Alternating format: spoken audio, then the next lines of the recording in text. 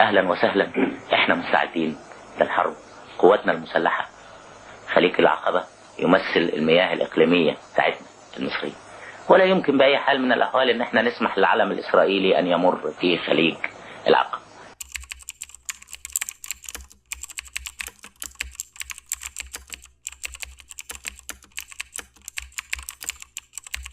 رحت الجبهة السورية.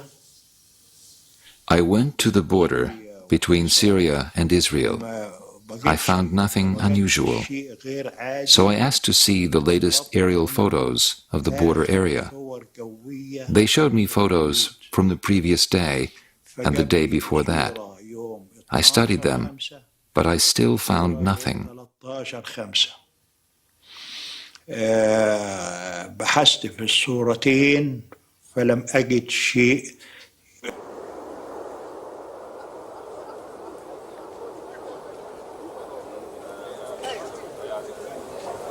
عبدالناصر كان مش عاوز يحارب Abdul-Nasser did not want a war with Israel. عبدالناصر عاوز Abdul-Nasser was thinking of his image in the Arab world. دعائية إيجابية. So he put on a show of strength using the armed forces. المشير عبد الحكيم Marshal Amir wanted to attack Israel right away. إسرائيل بسرعة.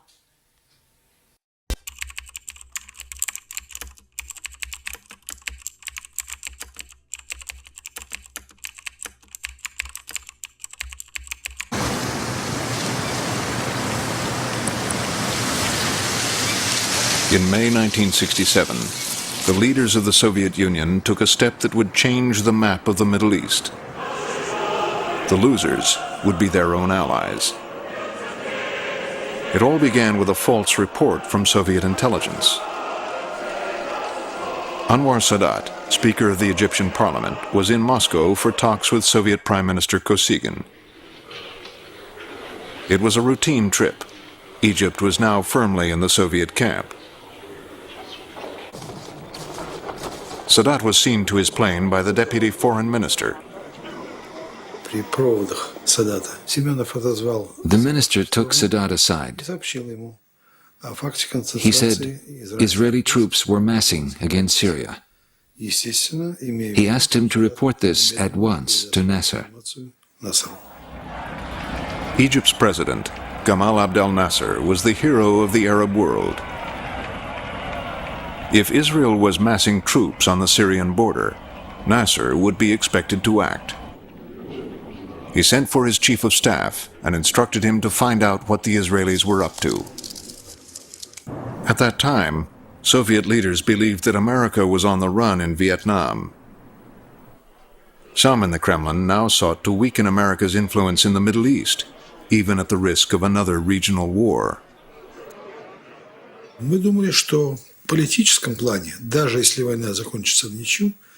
We believed a war could bring us political gains. Even a stalemate could bring us benefits. Egypt had our backing, both political and military. We thought their forces would demonstrate the benefits of Soviet support. So we were confident that the balance of power in the Middle East would be altered by a localized war.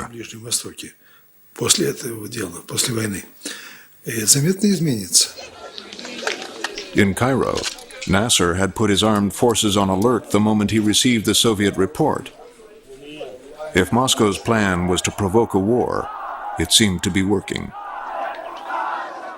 وبعد أن أكد الروس لعبد الناصر وجود الحشود الإسرائيلية على حدود سوريا، وجد نفسه مضطرا لاتخاذ عدة قرارات هامة، وذلك لوجود اتفاقية دفاع مشترك بين مصر وسوريا، ولأن مصر كانت تقود القوة العربية الجديدة التي تقف ضد التوسع الإسرائيلي في المنطقة.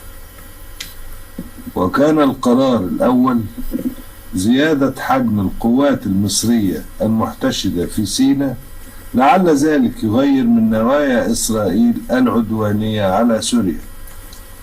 وكان القرار الثاني سحب قوات الأمم المتحدة التي تقف بين مصر وإسرائيل منذ عام 56. وقد سارعت القوات الدولية بالانسحاب، ثم توقفت الحركة في ميناء إيلات لإغلاق مصر مضايق تيران في البحر الأحمر. استدعى الجنرال ديغول السفير المصري بباريس وأبلغه برسالة للرئيس جمال عبد الناصر، وتفيد الرسالة أن المخابرات الفرنسية استطاعت أن تحصل على معلومات تفيد بأن إسرائيل سوف تقوم بالهجوم على مصر في صباح 5 يونيو بضربة طيران، ورجاه أن يبلغ الرئيس بألا تبدأ مصر الحرب وأن ترد على هذه الضربة بعد إحباطها. وفي يوم الجمعة 2 يونيو اجتمع عبدالناصر بقادة الجيش والقوات الجوية وأخبرهم أن لديه معلومات مؤكدة أن الهجوم الإسرائيلي سيقع على مصر يوم 5 يونيو، وأن الضربة الأولى ستكون لقواتنا الجوية. أنني أتوقع أن يكون العدوان يوم الاثنين 5 يونيو، وأن الضربة الأولى ستوجه إلى قواتنا الجوية. في مؤتمر القيادة عبد الناصر بقى قال خلاص احنا الموقف السياسي دلوقتي السعد ان احنا نقف عند كده ونتلقى الضربة الأولى. فصدي محمود صرخ وقال له ما اقدرش يا سيادة الرئيس، I will be crippled، قالها له بالانجليزي، قال له الضربة الأولى دي هتعجزني، وقالها له بالانجليزي I will be crippled. فقال له طيب يعني تحب تنضرب من امريكا، واحنا اذا احنا عملنا الضربه الاولى امريكا هتضربنا، تحب تحارب امريكا ولا تحارب اسرائيل؟ فقال له طب خلاص يا سيادة الرئيس، قال له خلاص، قال له طب تخسر قد ايه بقى كريبل دي هتخسر قد ايه لو ضربت الضربه الاولى؟ قال له اخسر 20%، على الاقل 20%، وده التقدير الطبيعي في اي حرب. وانا كرئيس امن عبد الناصر بحضر معاه. انت يا صدقي محمود كان قاعد جنب المشير، انت يا صدقي جاهز؟ قال لي يا فندم جاهز، بس في شويه مطالب للمطالب للقوات الجويه والمطارات والدشم والكلام من ده، انا عامل مذكره بيها لحضرتك، اتفضل حضرتك سياده المشير عشان تنفذها لنا ونبقى مستعدين. اول مره اشوف عبد الناصر يسور، انا عشت معاه كتير جدا في كل تحركات القوات المسلحه، انا دايما وراه موجود. فقال هات يا صدقي الرئيس، فقال الله بقى احنا حشدنا وجاهزين للحرب وجايين تقولوا دلوقتي لسه عايزين تحضروا القوات الجويه وتدوا له مطالب؟ ايه يا عبد الحكيم؟ ايه يا صدقي كنتوا فين؟ وهاجر الرئيس وقام وساب المؤتمر. معلومات الروس ادوها لنا بتخلي The Russian report escalated everything. اصبحنا احنا We felt obliged to move troops into the Sinai.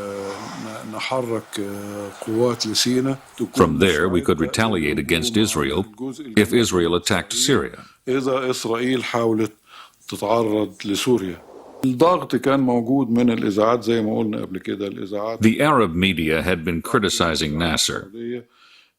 Some countries had accused Abdul-Nasser of hiding behind the United Nations. Since the Suez War of 1956, United Nations troops had provided a buffer on the border between Egypt and Israel. Now Nasser ordered them out.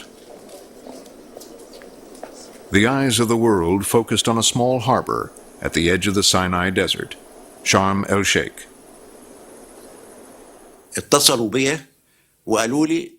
Headquarters wanted to expel the UN troops from Sharm el-Sheikh. I told them, if we do that, Egyptian troops will have to take over at Sharm el-Sheikh. We will then be obliged to close the Straits of Tiran. That will mean war. A blockade at the Straits of Tiran by Egypt could lead to war because the straits at the foot of the Gulf of Aqaba controlled Israel's only trade route to the eastern half of the world. Nasser, in the name of Arab solidarity, was going on the offensive. أهلا وسهلا، إحنا مستعدين للحرب. قواتنا المسلحة خليج العقبة يمثل المياه الإقليمية بتاعتنا المصرية، ولا يمكن بأي حال من الأحوال إن إحنا نسمح للعلم الإسرائيلي أن يمر في خليج العقبة. بيهددوا بالحرب اليهود. بنقول لهم أهلا وسهلا، إحنا مستعدين للحرب. لا يمكن بأي حال من الأحوال أن نتنازل عن حق من حقوقنا. هذه المياه هي مياه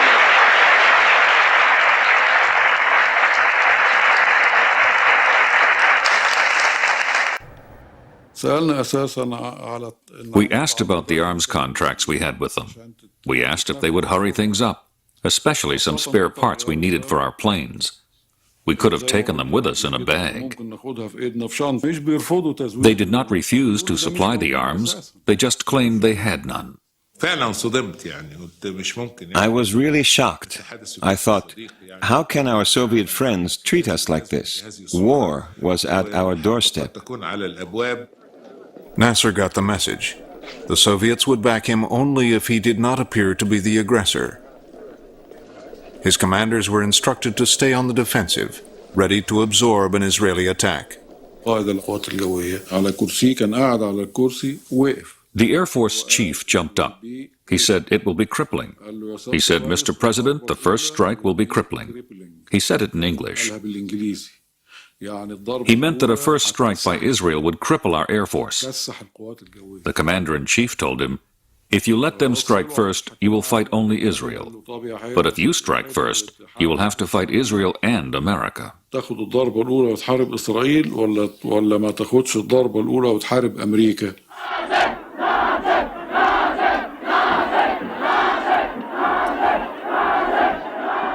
But the war fever in Cairo had become unstoppable. Popular hatred of Israel, which Nasser did nothing to discourage, now swept him forward and drove other Arab rulers to his side. Even King Hussein of Jordan, for years at odds with Nasser, decided he could no longer stand aloof. In the morning I got into my aircraft and flew to Cairo. And I was met by the president. As the Israeli bombers approached their targets, the Egyptians received a coded message from Jordan. They spotted Israeli planes heading towards us.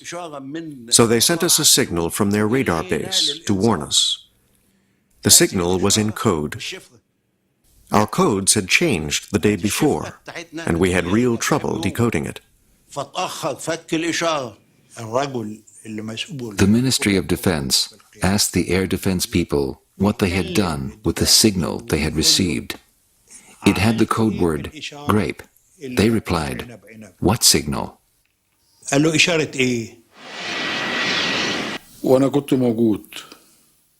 was the only other person there. Amer was in tears. He was calling Nasser by his first name. He said, let me bring our boys back safely, Gamal. When he put the phone down, I asked, why are you crying? He told me Nasser had said, forgive me, Hakim. I caused this catastrophe. Forgive me, Hakim. Abdul-Nasser had been crying too. Abdul-Nasser said, we've lost. There is no point in staying on. I shall resign.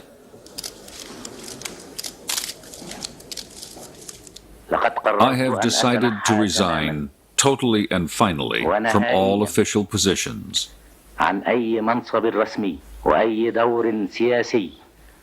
I shall return to private life. I shall perform my duties like any other citizen. After his broadcast, crowds surrounded the presidential palace and begged Nasser to stay. Most of the demonstrations were genuine. People really were upset. But something else happened too. The party boss told members to gather and listen to the speech.